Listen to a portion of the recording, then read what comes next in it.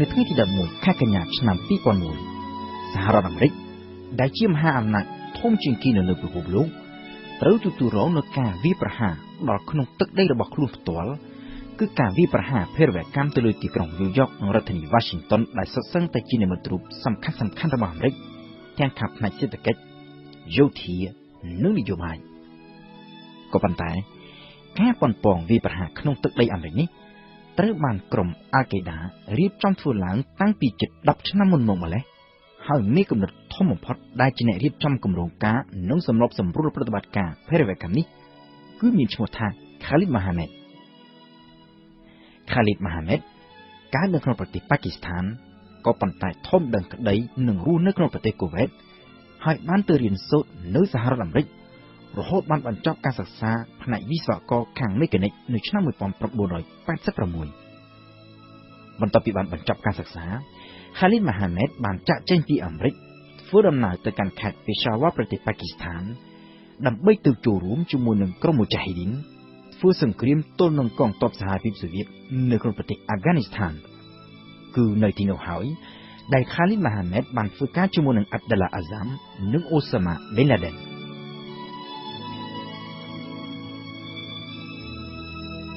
Khalid Mohammed បានរៀបចំផែនការវាយប្រហារលើអគារ World Trade Center នៅក្នុងទីក្រុងញូវយ៉កជាលើកដំបូងតាំងពីឆ្នាំ1993នៅពេលនោះ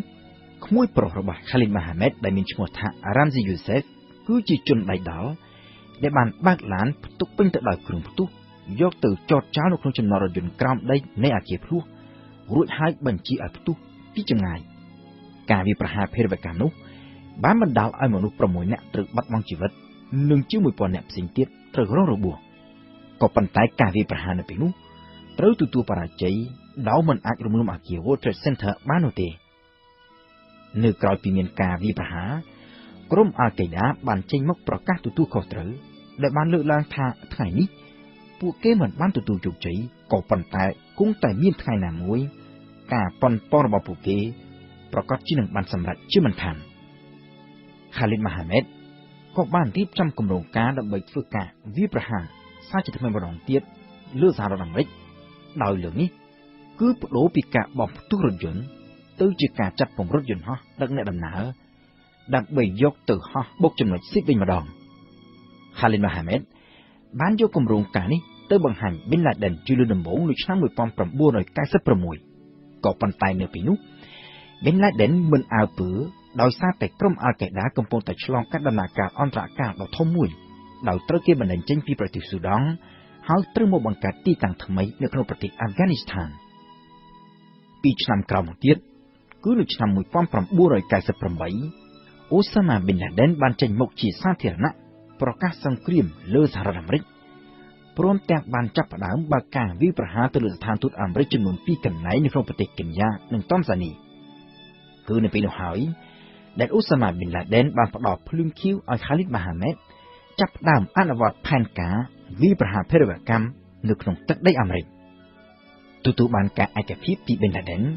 Khalid Mohammed ក៏បានចាប់ផ្ដើមធ្វើការស្វែងរកជ្រើសរើសក្រុមអ្នកស្ម័គ្រចិត្តធ្វើជាភេរវជនអត្តឃាតដើម្បីអនុវត្តផែនការរបស់ខ្លួនក្រុមដែលត្រូវបានជ្រើសរើសគឺបណ្ដាញភេរវជនដែលជានិស្សិតកំពុងតែសិក្សានៅក្នុងប្រទេសអាល្លឺម៉ង់ហើយដែលមាននាយខ្លោងឈ្មោះថា Mohammed Atta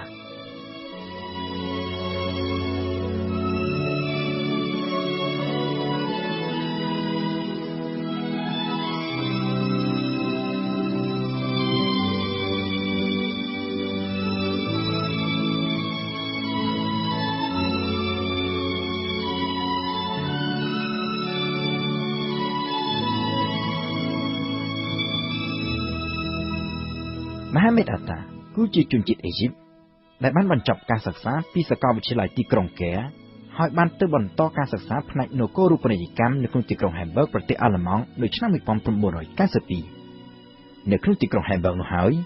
ដែល Mohammed Atta បានប្រែក្លាយខ្លួនទៅជាអ្នកកាន់សាសនាអ៊ីស្លាមប្រកាន់តឹង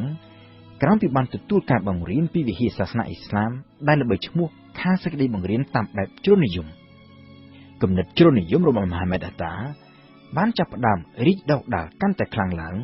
គឺនៅក្រោយពីមានសង្គ្រាមនៅឈូងសមុទ្រ Persia និងជាពិសេស ក្រោយពីមានការចុះកិច្ចព្រមព្រៀងនៅទីក្រុងអូស្ឡូប្រទេសណ័រវេសស្ដីពីជម្លោះរវាងអ៊ីស្រាអែលនិងប៉ាឡេស្ទីនគំនិតជ្រុលនិយមនេះបានទាញមហាម៉េតអាតាឲ្យចាក់ចេញពីការសិក្សាហើយនៅក្នុងអំឡុងឆ្នាំ1999មហាម៉េតអាតានិងគូកនបាននាំគ្នាចាក់ចេញពីអាល្លឺម៉ង់ធ្វើដំណើរទៅកាន់ប្រទេសអាហ្គានីស្ថាន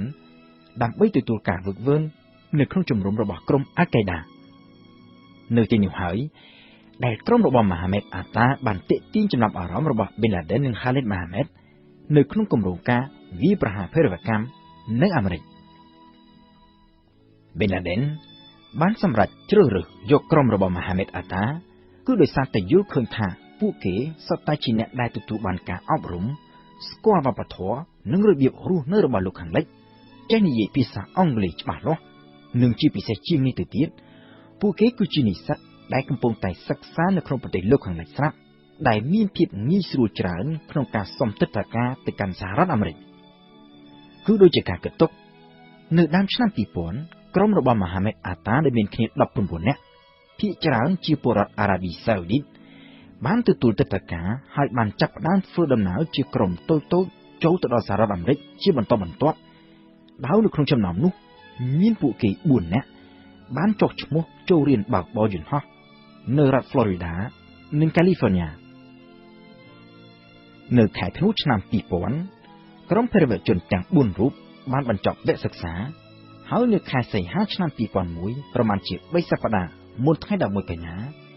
មហាម៉េតអាតាទទួលបានប័ណ្ណបញ្ជាស្ដីពីគោលដៅនៃការវាយប្រហារគឺអគារភ្លោះនៃ World Trade Center ដែលជានិមិត្តរូបនៃសេដ្ឋកិច្ចរបស់អាមេរិកមន្ទីរប៉ង់តាហ្គូន